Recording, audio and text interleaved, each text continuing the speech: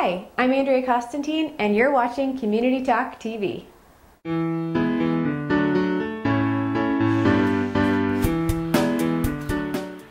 It's Tip Tuesday, and we're talking about taking action. One of my favorite quotes is by Lily Tomlin, and it says, "I looked around and I wondered why somebody didn't do something, and then I realized I was somebody." Today, I want to share with you something about groupthink. I first learned about groupthink back in my college days when I took a group psychology class. It became one of the most fascinating things that I took away from my whole college career. There's a few things that identify groupthink. So the first is that people act and do things in a way that they wouldn't normally do or associate with. For example, have you ever seen a group of people in a crowd or a riot that act in a way that isn't normal or isn't really true to their character? That's because groupthink has set in. People begin to act in a way where they can identify with the group and not identify with their core values. Therefore, they let their core values go out the window and follow along with the crowd, often when the crowd's doing really bad things. When people buy into groupthink, they allow themselves to blend into the group and not take ownership or responsibility for their actions. You can see groupthink in everything from when people throw litter outside of their car to thinking, hey, everybody else is doing it, I see litter piled up along the street, why shouldn't I?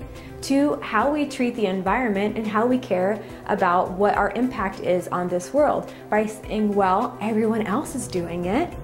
We do that in so many ways. We use groupthink as a way to avoid responsibility. There are also other things that happen, and you may have noticed this maybe in your college days and maybe even at work.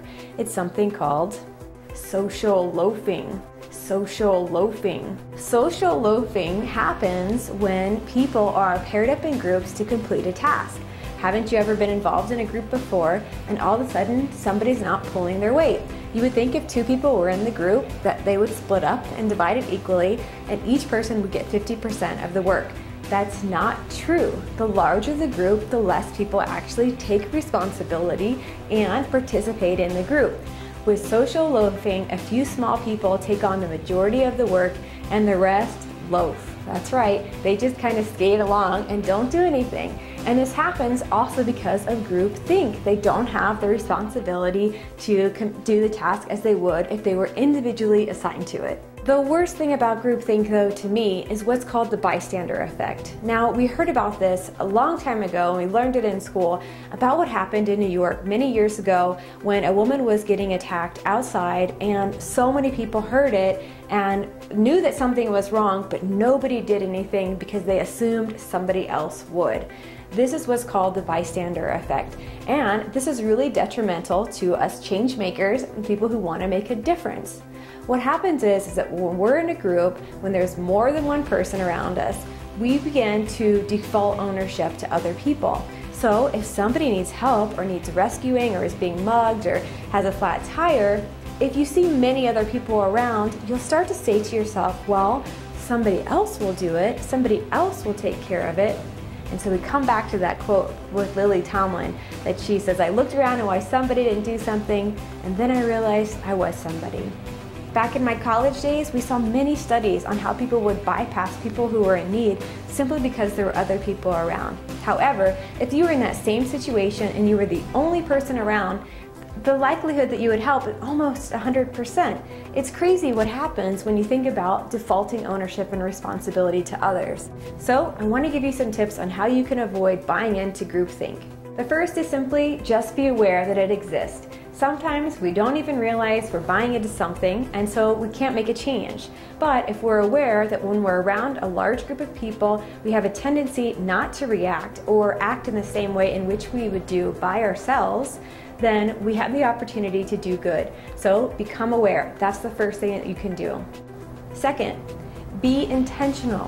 When you're in a group, whatever it is, whether you're walking into a party, you're walking into a concert or a crowd of some kind, be intentional that you're going to maintain your sense of integrity and stay true to your values. When you're in a group, you also want to maintain a high level of self-confidence and self-assuredness. The more you believe in what you can do for people and the more you believe that you can make a difference, you'll take action when you see action needs to be taken. Remember that going against the crowd is more likely to get you respected by other group members than just being a bystander. Number 3, take ownership of your actions. The more we feel responsible for what we do and do not do, the more likely we are to jump in and to do what's right. And remember, everything that you do has an impact on others. Just because you're in groupthink and thinking like everyone else doesn't mean you can't make a change and stand out from the crowd. One thing that I admire about cultures that are more collective than individualistic is that they're looking out for the whole, the collective. They're wondering and doing and acting upon the thing that's best for all. Not that you have to give up your individual interests and your individual rights, but to really think about, does this serve the greater good, and am I really contributing to the whole? Vince Lombardi said, individual commitment to a group effort, that is what makes a team work, a company work, a society work, a civilization work. I want to hear from you. I want to know what situations you've been in that have involved groupthink. Have you stood out from the crowd? Have you done something different? Or did you learn something great about your own awareness when you're in a group situation? Tell me more. As always, everything's happening over at the blog, so visit AndreaConstantine.com and leave your comments there. If you like this video, be sure to subscribe, hit like, and share it with your friends. If you'd like more insights and inspiration on making a difference and being a change maker, be sure to register for email updates as well.